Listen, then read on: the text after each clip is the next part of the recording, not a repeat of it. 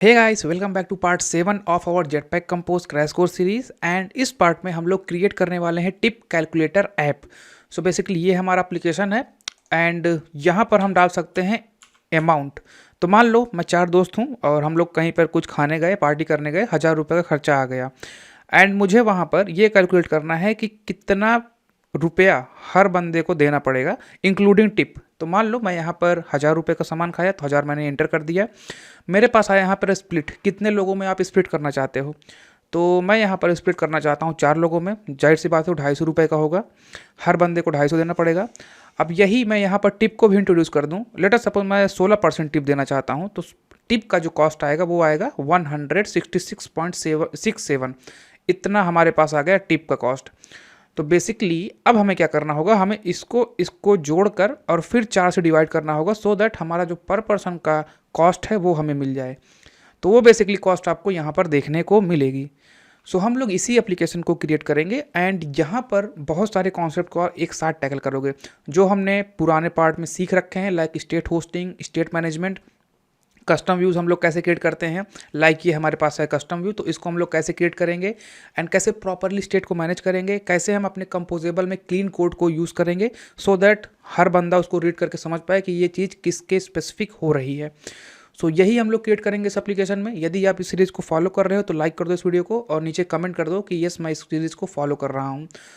चलिए स्टार्ट करते हैं इसको क्रिएट करना। सबसे पहले आपको यहाँ पर एक नया प्रोजेक्ट क्रिएट करना पड़ेगा। तो जाना होगा फाइल पर, new project, empty compose activity. Next यहाँ पर आप ऐप का नाम देंगे, पैकेज का नेम, लोकेशन जहाँ पर आप सेव करना चाहते हो, लैंग्वेज और मिनिमम SDK। तो इतना देने के बाद आप सिंपली फिनिश पर क्लिक करेंगे तो आपका प्रोजेक्ट यहाँ पर क्रिएट हो जाएगा। तो मैंने ऑलरेडी कर रखा है उस चीज़ को। और अब हम लोग देखते हैं हमारा डिज़ाइन।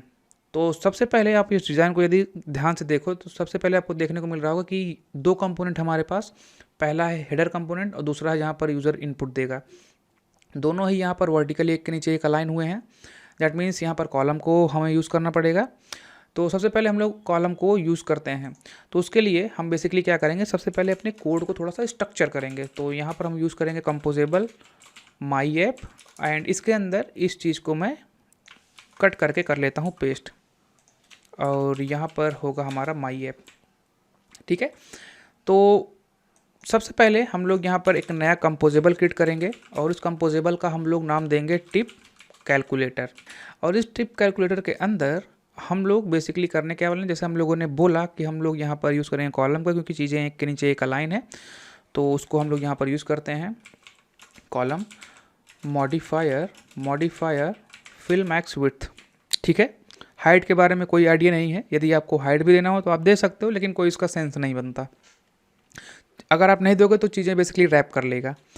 ठीक है, तो ये हमारा हुआ कॉलम एंड इस कॉलम के अंदर हमें यहाँ पर बेसिकली क्रिएट करना है 2 कंपोनेंट। सो पहला कंपोनेंट है जो कि हमारा ये हेडर है, दूसरा कंपोनेंट है जहाँ पर यूज़र इनपुट देगा। तो सबसे पहले हम इस हेडर को क्रिएट करना स्टार्ट करते हैं। सो इसके लिए अब हम इस कंपोजेबल में चीज़ों को ज़्यादा नहीं करके हम लोग एक सेपरेट कंपोजेबल बनाएंगे जो सिंपली हमारे टोटल हेडर को कंट्रोल करेगा। सो इसका हम लोग नाम देंगे टोटल हेडर। ठीक है, टोटल हेडर बेसिकली टोटल ही दिखाएगा पर पर्सन का। इसलिए आप चलेंगे फिर से डिज़ाइन में और आप यहाँ पर आप देखेंगे कि हमारे पास सबसे पहले तो इस बैकग्राउंड को आप ध्यान से देखिए। तो बैकग्राउंड हमें यहाँ पर क्रिएट करना है और इसका कॉर्नर जो है वो राउंडेड है। सो इसको अचीव करने के लिए मैं यहाँ पर यूज़ करूँगा सरफेस का। ठीक है, तो सरफेस के अंदर हम यहाँ पर यूज़ करेंगे मॉडिफायर का और मॉडिफायर की हेल्प से हम इसके फिल मैक्स विड्थ देंगे सो दैट ये पूरे विड्थ को ऑक्यूपाई कर ले। ठीक है, उसके अलावा मैं यहाँ पर यूज़ करूँगा पैडिंग का। तो पैडिंग मैं दूंगा 12 dp चारों तरफ से। ठीक है, तो हमने यहाँ पर अपना जो सरफेस है उसको क्रिएट कर लिया है, पैडिंग दे दी है, मतलब चारों तरफ से जो स्पेस है ये हमें मिल चुका है। उसके बाद हम लोग क्या करेंगे, हम लोग को यहाँ पर इसके जो कॉर्नर है इसमें थोड़ी सी रेडियस डालनी है और यहाँ पर बैकग्राउंड का कलर हमें चेंज करना है। सो बैकग्राउंड का कलर चेंज करने के लिए हमारे पास यहाँ पर एक प्रॉपर्टी है कलर की, और मैंने यहाँ पर ऑलरेडी इस कलर फाइल में एक कलर को यहाँ पर यूज़ कर रखा है। तो आप कोई भी कलर यूज़ कर सकते हो, टोटली अप टू यू। नहीं तो आप सिंपली इस कोड को कॉपी कर लेना। ठीक है, तो इसका यूज़ हम लोग यहाँ पर करेंगे। तो उसको यूज़ करने के लिए हम लोग यूज़ करेंगे कलर रिसोर्स का r.color.cyan। तो ये हो गया हमारा कलर। उसके बाद हमें इसके शेप में थोड़ा सा चेंजेस करने हैं, तो मैं यहाँ पर यूज़ करूँगा राउंडेड कॉर्नर शेप, और यहाँ पर जो इसका शेप है उसको मैं रेडियस दूंगा 8 dp की। तो अभी के टाइम पे हमारा सरफेस जो है वो क्रिएट हो चुका है। ठीक है, तो इसको मैं यदि आपको दिखाऊं तो मुझे यहाँ पर करना होगा थोड़ा सा प्रीव्यू, एंड बैकग्राउंड को मैं दिखाना चाहता हूँ। तो हमारा सरफेस तैयार है, लेकिन आपको कुछ दिखेगा नहीं क्योंकि यहाँ पर इसके पास कोई हाइट नहीं है। तो बेहतर ये होगा कि हम लोग यहाँ पर अपने कॉलम को भी इंट्रोड्यूस कर लें, क्योंकि इस सरफेस के अंदर आपको यहाँ पर दो चीज़ें देखने को मिल रही होगी। सबसे पहले है एक टेक्स्ट, और उसके नीचे हमारे पास अमाउंट। तो ये दोनों क्या है, वर्टिकली एक के नीचे एक लगे हुए हैं। दैट मीन्स हम यहाँ पर कॉलम का यूज़ करेंगे। सो मैं यहाँ पर यूज़ करूँगा कॉलम का, और कॉलम में मैं मॉडिफायर की हेल्प से इसके विड्थ को पूरा ऑक्यूपाई करूँगा, मतलब अपने सरफेस के विड्थ का। एंड उसके बाद मैं यहाँ पर इसके हॉरिजॉन्टल अलाइनमेंट में थोड़ा सा चेंज करूँगा, और इसको मैं रखूँगा सेंटर। ठीक है, क्योंकि आप देख सकते हो यहाँ पर चीज़ें जो हैं वो हॉरिजॉन्टली सेंटर में हैं। और इसके बाद हमें यहाँ पर दो टेक्स्ट को इंट्रोड्यूस करना होगा। सो उसके लिए मैं यहाँ पर यूज़ करूँगा टेक्स्ट का, और टेक्स्ट के अंदर जो पहला टेक्स्ट है वो है हमारा टोटल पर पर्सन। ठीक है, ये बेसिकली वो बता रहा है। एंड उसके बाद मैं इसमें थोड़ा सा स्टाइल को इंट्रोड्यूस करूँगा with the help of text style. ठीक है, तो इसके अंदर आप बेसिकली सबसे पहले तो कलर का यूज़ करोगे, तो कलर मैं यहाँ पर यूज़ करूँगा ब्लैक। उसके बाद आप इसके साइज़ को मेंटेन करोगे, फॉन्ट साइज़ को, तो वो मैं यहाँ पर यूज़ करने वाला हूँ 16 SP का। उसके बाद आप यहाँ पर इसके फ़ॉन्ट वेट को चेंज करोगे, तो मैं यहाँ पर यूज़ करूँगा बोल्ड फ़ॉन्ट वेट।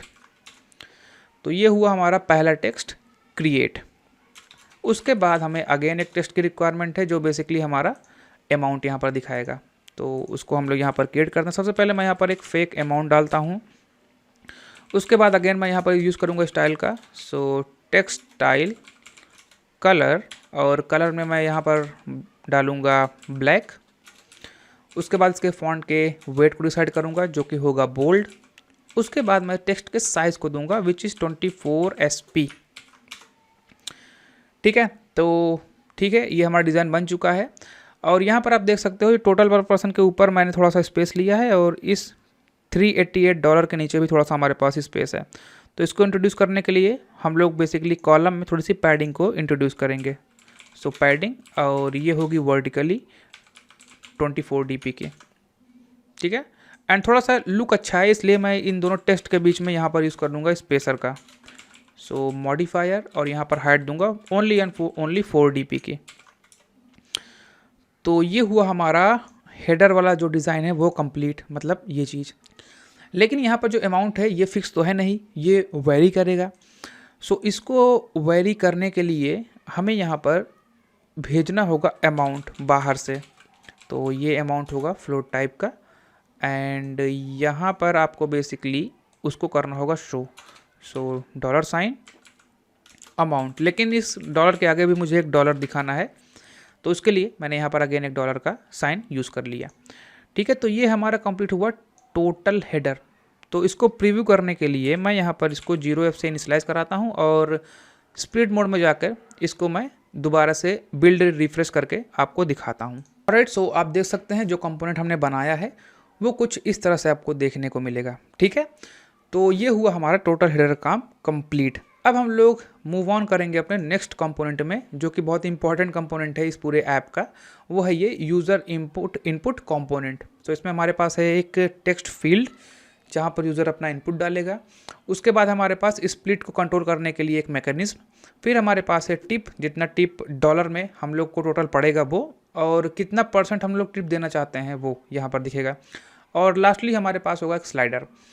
तो यदि आप ध्यान से इसको देखो तो आपको चीज़ें बहुत ईजिली समझ में आएंगी। सबसे पहले आपके पास यहाँ पर है कंटेनर, जिसके अंदर आपने यूज़ किया है column.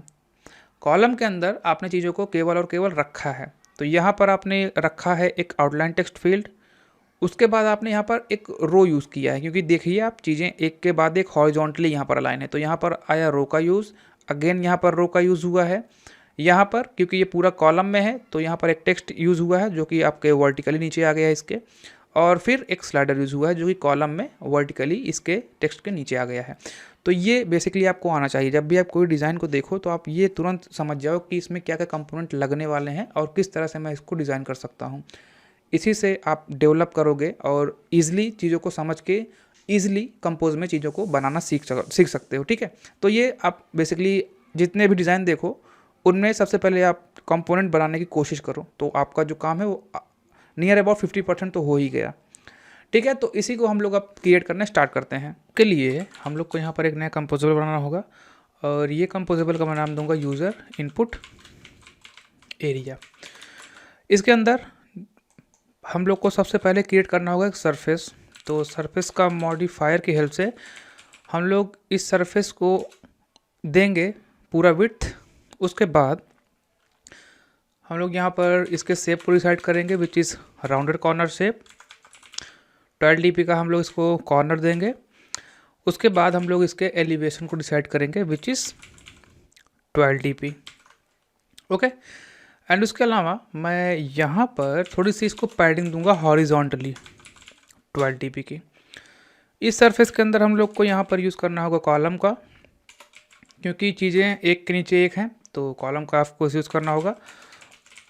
Modifier fill max width, इसके अंदर हमें यहाँ पर पैडिंग डालनी होगी 12 dp की। एंड मैं इसका जो हॉरिजॉन्टल अलाइनमेंट है उसको दूंगा सेंटर में। ठीक है, और इस कॉलम के अंदर हम लोग क्रिएट करने वाले हैं सबसे पहले तो वो टेक्स्ट फील्ड। सो ये वाली टेक्स्ट फील्ड हम लोग क्रिएट करने वाले हैं। सो उसके लिए आउटलाइन टेक्स्ट फील्ड, तो हमें यहाँ पर वैल्यू देनी होगी। तो मैं इस कंपोजेबल को स्टेटलेस बनाना चाहता हूँ, तो उसके लिए मैं बेसिकली करना क्या वाला हूँ कि यहाँ पर जो अमाउंट होगा ना, इसको मैं in a form of string receive करूँगा और अमाउंट के चेंज पर मैं बेसिकली इसके इवेंट को ऊपर ट्रांसफ़र करूँगा। सो यहाँ पर हमें मिलेगा स्ट्रिंग एंड इसका जो रिटर्न टाइप होगा वो होगा यूनिट।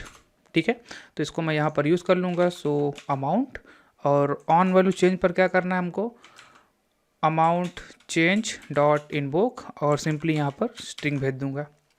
ठीक है, उसके बाद हम लोग यहाँ पर यूज़ करेंगे मॉडिफायर का और सबसे पहले तो इसको पूरा हम लोग विड्थ देंगे। ठीक है, उसके बाद हम लोग यहाँ पर यूज़ करेंगे प्लेस होल्डर का। तो प्लेस होल्डर बेसिकली जब हमारा इनपुट में कोई वैल्यू नहीं होती ना, तो उस केस में केवल और केवल यूज़र को हिंट देने के लिए हम लोग इसका यूज़ करते हैं। सो इसके अंदर हम लोग यूज़ करेंगे टेक्स्ट और यहाँ पर बताएंगे कि इंटर योर अमाउंट, ये अमाउंट को इंटर करने की जगह है आपके लिए। ठीक है, उसके बाद हम लोग बेसिकली कीबोर्ड को कंट्रोल करेंगे। तो क्योंकि हम लोग को जो भी इनपुट डालना है वो एक नंबर होने वाला है, जैसा आपको पता हो कि अमाउंट हमेशा नंबर में ही हो सकता है, तो उसको बेसिकली हम लोग को यूज़र को देना होगा एबिलिटी कि वो केवल और केवल नंबर ही इनपुट कर पाए। ऐसा ना हो वो हेलो लिख के इनपुट कर दे तो आपका जो एप्लीकेशन है वो क्रैश हो जाएगा। सो इसको कंट्रोल करने के लिए हमारे पास यहाँ पर है कीबोर्ड ऑप्शन, तो मैं यूज़ करूँगा यहाँ पर कीबोर्ड ऑप्शन का। एंड यहाँ पर ऑटो करेक्ट आप ट्रू कर देना, वैसे तो बेवकूफ़ी है ये। उसके बाद आपको यहाँ पर यूज़ करना होगा कीबोर्ड टाइप, तो कीबोर्ड टाइप में आप नंबर देना। उसके बाद आपको यहाँ पर चूज़ करना होगा IME एक्शन। तो बेसिकली जो आपका डन वाला बटन होता है कीबोर्ड में, उसको आप कैसा दिखाना चाहते हो यूज़र को। सो यहाँ पर कई सारे ऑप्शन होते हैं। यदि मैं ओपन करूँ IME एक्शन तो आपको देखने को मिलेगा IME एक्शन डन, डिफ़ॉल्ट, गो, नेक्स्ट, नन। तो मैं यहाँ पर डन को यूज़ करता हूँ। ठीक है, अब अगर आप इतना केवल कोड करके छोड़ोगे तो कीबोर्ड पर जब आप डन क्लिक करोगे ना तो आपका कीबोर्ड ओपन ही रहेगा, वो क्लोज नहीं होगा। सो उसको क्लोज करने के लिए हम लोग यहाँ पर यूज़ करेंगे कीबोर्ड एक्शन का।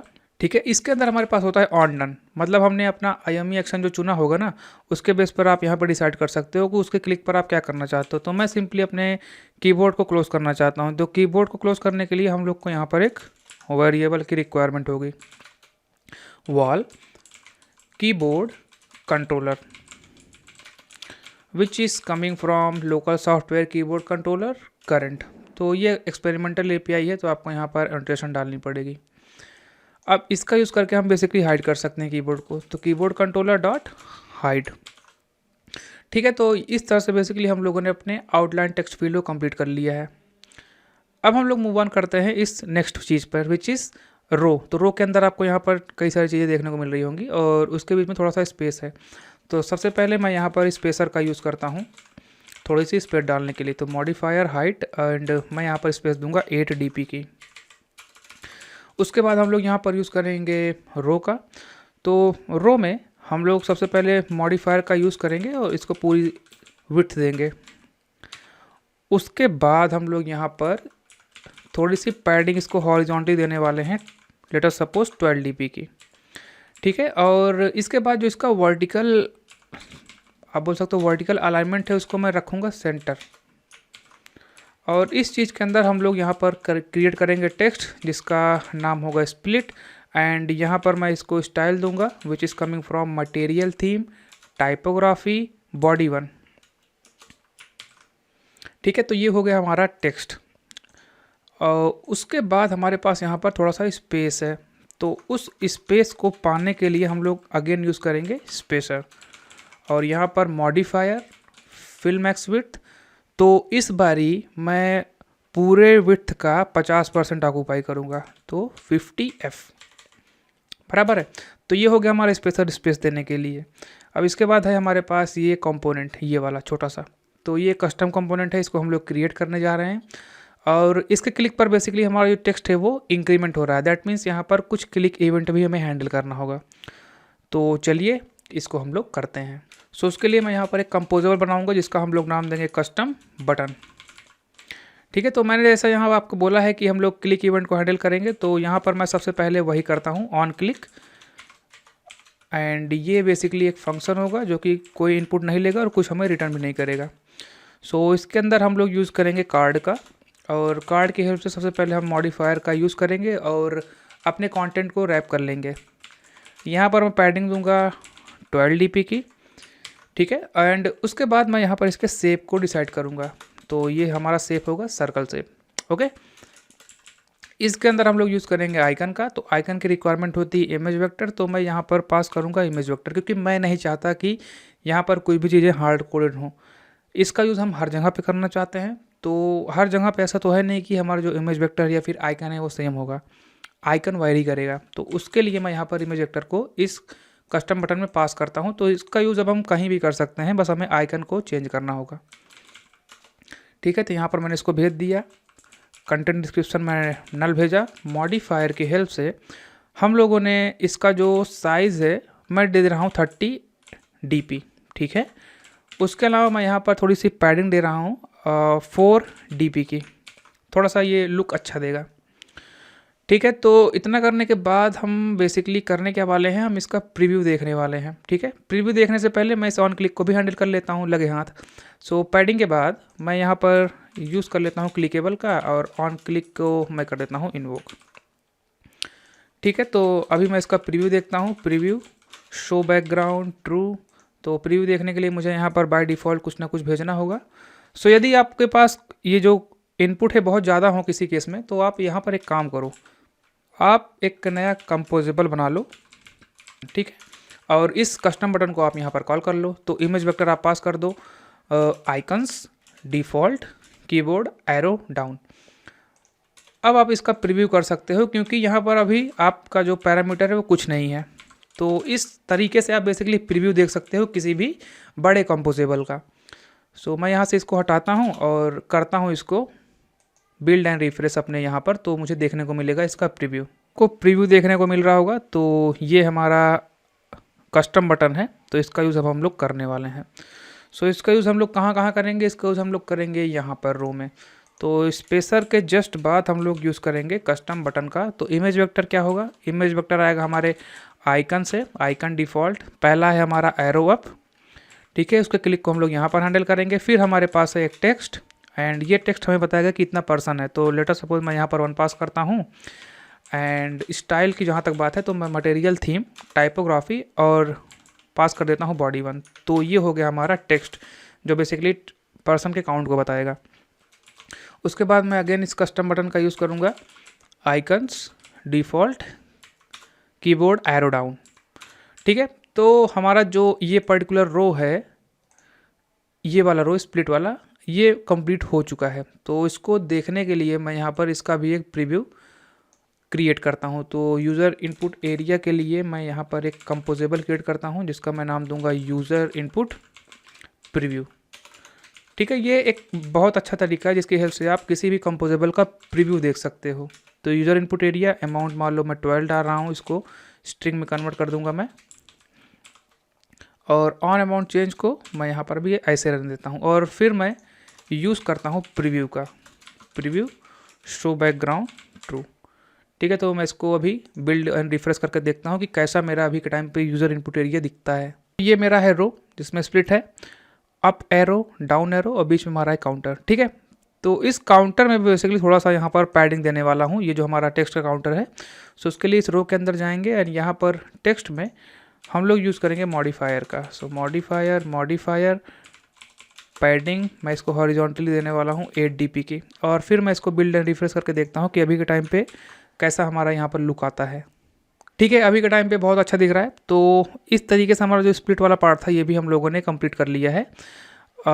यहाँ पर आई थिंक मेरे पास थोड़ा सा स्पेस ज़्यादा हो रहा है, तो मैं स्पेस को कम करता हूँ। सो उसके लिए मुझे जाना होगा अपने स्पेशर में which is present top of our row, तो इसको मैं करता हूँ 4 एंड अभी के टाइम पे थोड़ा सा ठीक है। अगर बेकार लगेगा तो हम इसको फिर से बोल सकते हो मॉडिफाई कर सकते हैं। ठीक है, तो यहाँ पर हमारा कंप्लीट हुआ रो, लेकिन यहाँ पर जो हमारा ये काउंटर है ना, ये वेरिएबल है, क्योंकि जब भी हम इस पर क्लिक करेंगे तो ये चीज़ इफेक्ट होगी। लाइक यदि मैं एरो अप करता हूँ तो 1 से ये 2 होगा, डाउन करता हूँ तो ये 2 से 1 होगा। दैट मीन्स हमें यहाँ पर क्लिक के इवेंट को हैंडल करना है और यहाँ पर काउंटर को भी हैंडल करना है। तो उसके लिए मैं एक काम करूँगा, मैं यहाँ पर जाऊँगा अपने यूज़र इनपुट एरिया में और यहाँ पर कुछ चीज़ों को इंट्रोड्यूस करूँगा, लाइक पर्सन काउंटर, तो ऑफकोर्स ये इंटीजर टाइप होगा। एंड सेकेंड है हमारे पास क्लिक को हैंडल करने के लिए एक फंक्शन, तो ऑन ऐड और रिड्यूस पर्सन। ठीक है, इसका इनपुट होगा इंट एंड ये हमको रिटर्न करेगा यूनिट। तो इन दोनों का यूज़ अब हम लोग कर लेते हैं इस रो के अंदर।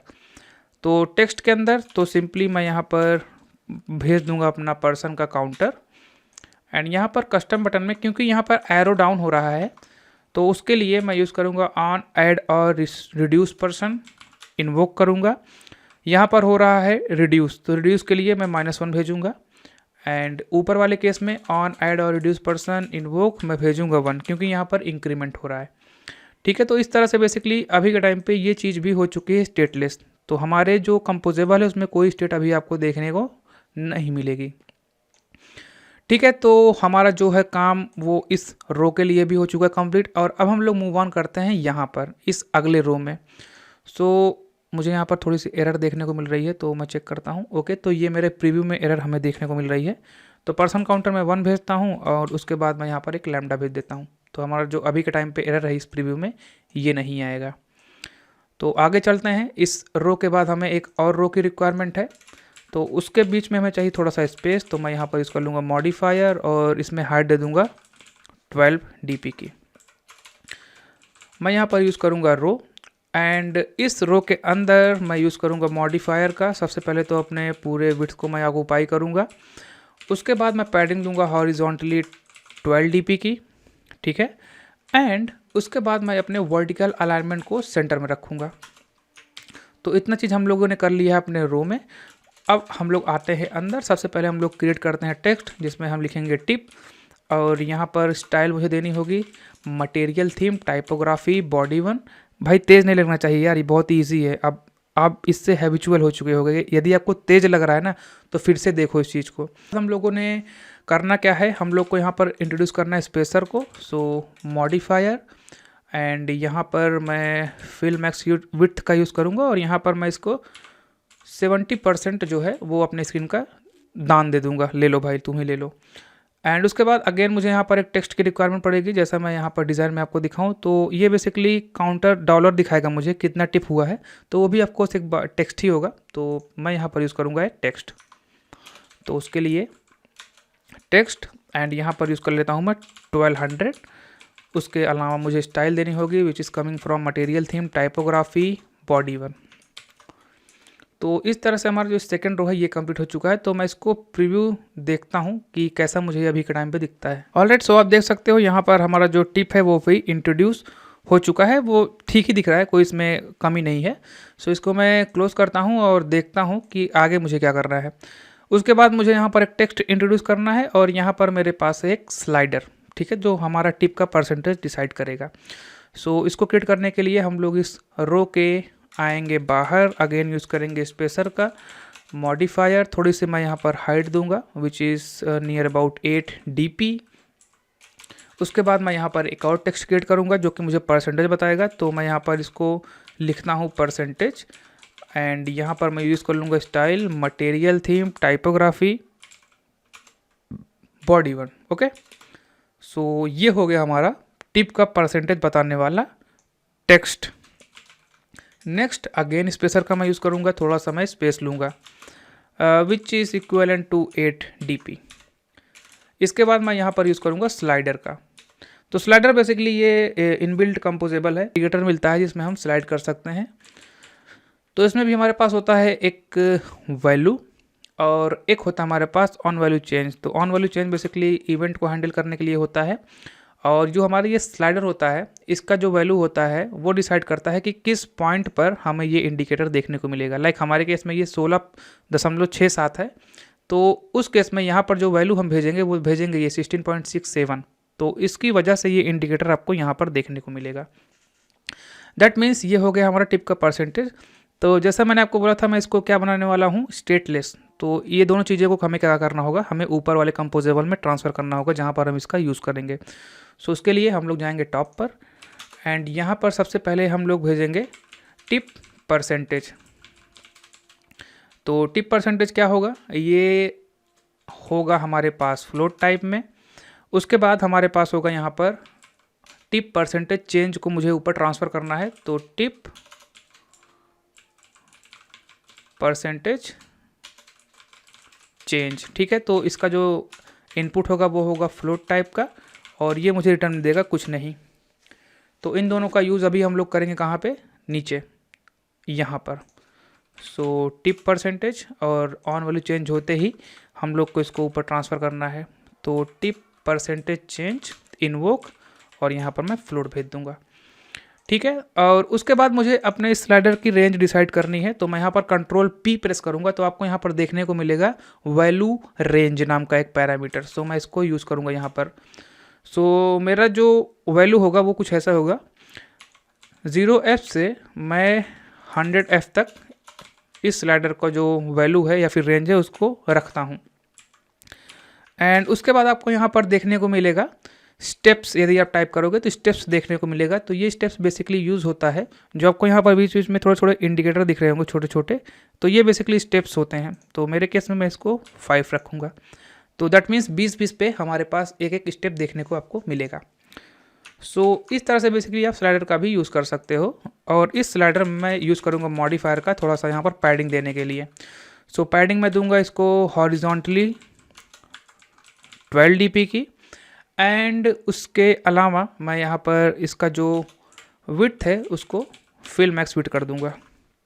तो इस तरह से हमारा जो स्लाइडर है वो भी बनके अभी तैयार हो चुका है। तो हम लोग चलेंगे यहाँ पर प्रीव्यू में, और जो इसकी रिक्वायरमेंट है इसको फिल करके इसका प्रीव्यू देखने की कोशिश करेंगे। तो टिप परसेंटेज मैं 12F भेजता हूँ, और जो हमारा ये टिप परसेंट चेंज है इसकी जगह मैं लैम्डा एक्सप्रेशन को भेजता हूँ। तो इसको यदि मैं अब देखूँगा स्प्लिट मोड में, तो मुझे यहाँ पर देखने को मिलेगा कि हमारा जो यूज़र इनपुट एरिया है उसमें भी स्लाइडर भी इंट्रोड्यूस हो चुका होगा, ठीक है। तो आप देख सकते हो यहाँ पर आपके पास स्लाइडर भी इंट्रोड्यूस हो चुका है। दैट मीन्स हम लोगों ने नियर अबाउट सारी चीज़ें कर ली हैं, और अब हमें क्या करना है, हमें बेसिकली इसमें फंक्शनैलिटी को इंट्रोड्यूस करना है, ठीक है। तो उसको इंट्रोड्यूस करेंगे हम लोग नेक्स्ट पार्ट में, लेकिन उससे पहले मैं इसमें जितनी भी चीज़ें हैं उनमें एटलीस्ट हम लोग स्टेट होस्टिंग का यूज़ कर लेते हैं, सो दैट हमें नेक्स्ट वीडियो में केवल और केवल लॉजिक को यहाँ पर लगाना हो, ठीक है। सो उसके लिए हम लोग यहाँ पर चलेंगे अपने कोड में और देखेंगे कि कहाँ कहाँ हम लोगों ने हार्ड कोड चीज़ छोड़ी है। तो कस्टम बटन में हम लोगों ने कोई हार्ड कोड चीज़ नहीं छोड़ी है, प्रीव्यू छोड़ देते हैं हम लोग, प्रीव्यू से हमें कोई मतलब नहीं है अभी के टाइम पे।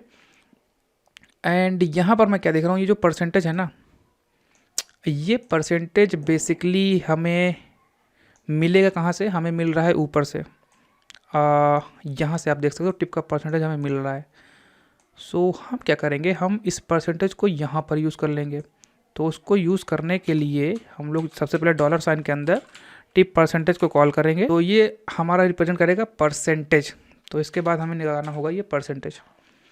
ठीक है, तो आई डोंट थिंक सो अभी मेरे पास कोई चीज़ ऐसी बची होगी जिसको मुझे मैनेज करना होगा। तो ठीक है, रो के अंदर हमारे पास टिप है, टिप के बाद यहाँ पर ओके, तो मुझे यहाँ पर टिप का जो अमाउंट है वो डिसाइड करना होगा, तो वो हम लॉजिक से कैलकुलेट करेंगे, इसको हमें भेजने की ज़रूरत नहीं है। ऑल राइट, सो मेरे हिसाब से मैंने सारी चीज़ों को कर लिया है। अब मैं इस टोटल हेडर को यहाँ पर कर देता हूँ कॉल। सो टोटल हेडर हमारे पास आ चुका है। फिर हम लोग यूज़ करेंगे यूज़र इनपुट एरिया को। तो सिंपली मैं इसको यहाँ पर कॉपी करके पेस्ट करता हूँ। प्रीव्यू हमारा ऑन है, तो बाकी जगह से मैं प्रीव्यू को हटाता हूँ और केवल इस प्रीव्यू को देखता हूँ।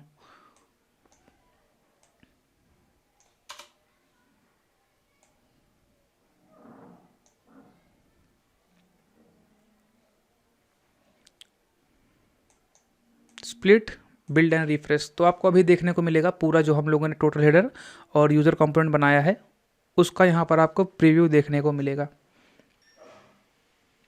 ऑलराइट, सो आप देख सकते हो बिल्कुल चीज़ें हमारी एकदम परफेक्ट हैं। हमारे पास है यहाँ पर हेडर और उसके बाद हमारे पास यहाँ पर यूज़र इनपुट एरिया जहाँ से यूज़र अपना इनपुट डाल सकता है। ठीक है, तो मिलते हैं अपना नेक्स्ट पार्ट में जहाँ पर हम इसको पूरी तरह से फंक्शनल बनाएंगे।